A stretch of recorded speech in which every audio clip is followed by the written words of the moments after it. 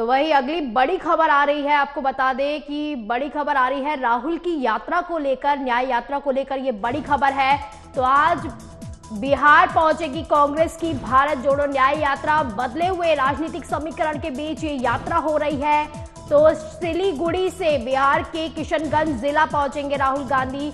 राहुल गांधी लोगों से संवाद भी करेंगे और जनसभा को संबोधित भी करेंगे। तो कल पूर्णिया और 31 जनवरी को कटिहार जिला पहुंचेंगे। तो बड़ी खबर आपको बता रहे हैं न्याय यात्रा को लेकर। आज बिहार पहुंचेगी कांग्रेस की भारत जोड़ो न्याय यात्रा। तो बदले हुए राजनीतिक समीकरण के बीच ये यात्रा पहुंच रही है।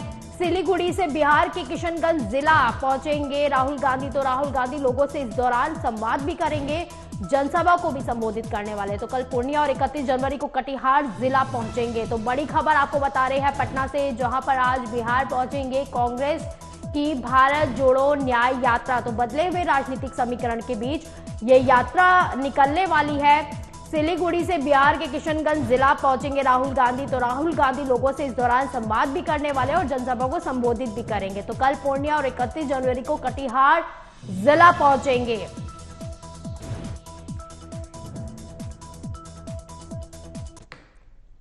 तो ज्यादा चर्चा के लिए नागेंद्र भाटी हमारे संवाददाता जुड़े हुए हैं। नागेंद्र, कल जो गहमा गहमी का माहौल था और उसके बाद जो है इस्तीफा हुआ, फिर आज जो है आज कैबिनेट बैठक भी हो रही है, इसी दौरान न्याय यात्रा भी निकलने वाली है। कहा जा रहा है पहली हिंदी राज्य में राहुल गांधी की यात्रा निकलने वाली है, न्याय यात्रा।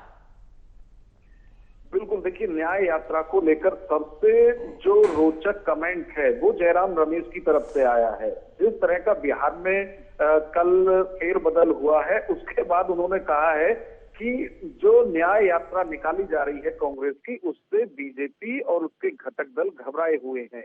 जिस तरह का लोगों का समर्थन राहुल गांधी को मिल रहा है, उनका कहना है, जयराम रमेश ने कहा है कि जब यात्रा शुरू हुई थी 14 जनवरी को, तो उस वक्त वो महाराष्ट्र से मिलिंद देवड़ा को उठाकर ले गए, यानी भगा कर ले गए। और आज जब बिहार में एंट्री होने जा रही है तो पूरी की पूरी सरकार को ही उखाड़ कर ले गए। इससे ये लगता है कि बीजेपी घबराई हुई है। तो ये बयान जयराम रमेश का आया। लेकिन आज जब बिहार में वो यात्रा पहुंचने वाली है, तो पहले से ही जब ममता बनर्जी ने कहा था कि उनको नहीं पता है कि किस दिन और किस तरह से बंगाल में यात्रा आने वाली है, सिर्फ मीडिया से उनको पता चल रहा है। इंडी अलायंस में होने के नाते उनको ये सूचना भी नहीं दी गई है कि कब आएगी यात्रा। उसी तरह से नीतीश कुमार ने भी कहा था कि बिहार में भी यात्रा आने वाली है, लेकिन उनको नहीं पता है कि कब और कैसे यात्रा निकाली जाएगी। और ये भी कहा, कटाक्ष उन्होंने किया था कि एक तरफ वो प्रोग्राम भी नहीं बताते हैं अपने सहयोगी दलों को, दूसरी तरफ अपेक्षा रखते हैं कि जब यात्रा आएगी तो जो घटक दल है वो उसके साथ होंगे, उसका समर्थन करेंगे। तो ये तमाम तरह की चीजें हैं जो विरोधाभास है कांग्रेस और जो इंडी अलायंस के दल हैं या कल तक थे। तो सभी लोगों की तरफ से कांग्रेस पर ही सवाल उठाए जाते रहे हैं और अभी भी उठाए जा रहे हैं। अब देखना यह है, क्योंकि सारी तस्वीर बिहार के अंदर बदल गई है। जब यात्रा शुरू हुई थी तो वहां महागठबंधन की सरकार थी, लेकिन जब यात्रा बिहार पहुंच रही है तो वहां एनडीए की सरकार है। अब किस तरह से जो यात्रा है वो वहां पहुंचती है। आप याद कीजिए, जब आसाम में यात्रा थी तो वहां मुख्यमंत्री की तरफ से तमाम तरह के जो अड़ंगे हैं वो यात्रा को लगाए गए थे और इसकी शिकायत भी कांग्रेस की तरफ से की गई थी। जब बंगाल पहुंची तो बंगाल में भी उनको नहीं निकालने दिया जा रहा था यात्रा को। तो अब देखना ये है कि बिहार सरकार का इस पर क्या रुख होता है, क्योंकि कई बार देखा गया है आसाम में भी, बंगाल में भी, कि जो तय रूट है उससे अलग न्याय यात्रा को ले जाने की कोशिश कांग्रेस के नेताओं की तरफ से की जाती है। उसी के चलते हुए सरकार और न्याय यात्रा के जो आयोजक हैं उनके बीच में जो मतभेद हैं वो देखे गए हैं। तो अब बिहार के अंदर जब यात्रा आएगी तो क्या तय रूट से ही निकाली जाएगी, जिसकी की इजाजत पहले से ही सरकार ने दे रखी है, या फिर रूट चेंज करेंगे और फिर कोई जो सियासी हंगामा है वो बिहार के अंदर होगा। जी नागेंद्र जी, क्योंकि कल ही गठबंधन टूटा और आज कांग्रेस की यात्रा निकलने वाली है, सभी की नजर जो है इस यात्रा पर रहने वाली है। तो क्या कहा जा रहा है, तेजस्वी यादव से भी वो मिलने वाले इस दौरान?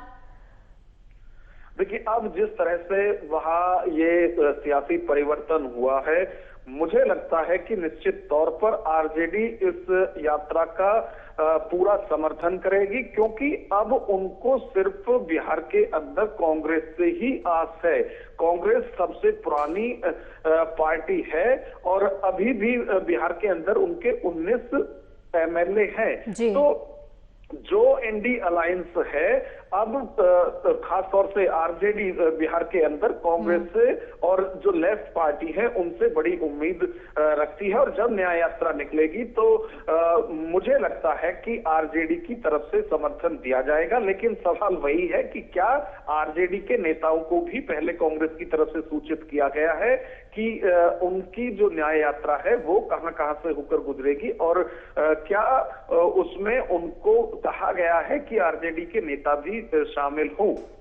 जी बिल्कुल, क्योंकि नागेंद्र जब गठबंधन था जेडीयू के साथ और कांग्रेस के साथ, माफ कीजिएगा आरजेडी के साथ और कांग्रेस के साथ, तो उस दौरान जो है नीतीश कुमार कहीं ना कहीं इस बात से भी खफा थे कि जो न्याय यात्रा निकाली जा रही है वो राहुल गांधी की नहीं बल्कि इंडी अलायंस की होनी चाहिए थी। और अब ये यात्रा खुद बिहार में प्रवेश कर रही है। क्या कुछ अब कहा जा रहा है, क्या कुछ मुआयने इसके निकाले जा रहे हैं?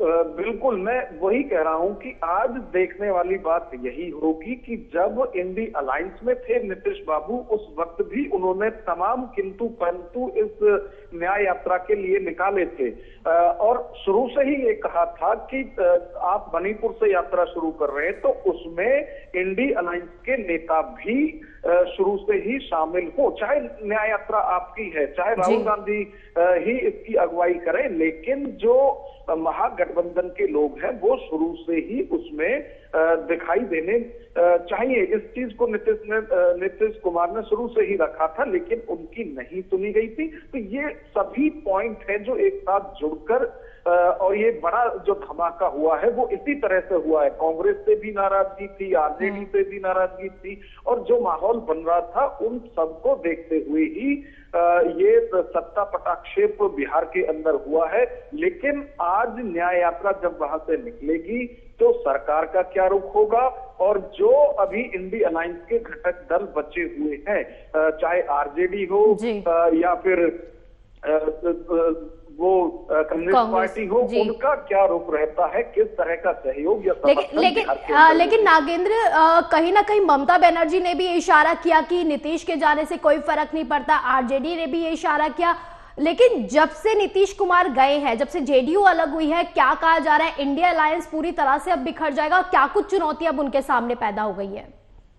देखिए, चुनौती तो बड़ी है कि जो पूरे को महागठबंधन का संयोजन कर रहे थे, सबसे पहले नीतीश बाबू ने ही मोदी सरकार के खिलाफ एकजुट होने का आह्वान किया था और उसमें वो सफल भी हुए थे। जिस तरह से 26 दल एक साथ हो गए थे मोदी सरकार के खिलाफ, लेकिन वो जिस तरह की बातें चाहते थे, वो जिस तरह से इस महागठबंधन को, इंडी अलायंस को चलाना चाहते थे, वो स्वतंत्रता उनको नहीं मिल रही थी। फौरी तौर पे सबकी तरफ से कहा जा रहा था कि नीतीश कुमार ही सबको इकट्ठा करने वाले हैं, नीतीश कुमार को संयोजक बनना चाहिए, ये होना चाहिए, लेकिन धरातल पर कुछ नहीं हो रहा था।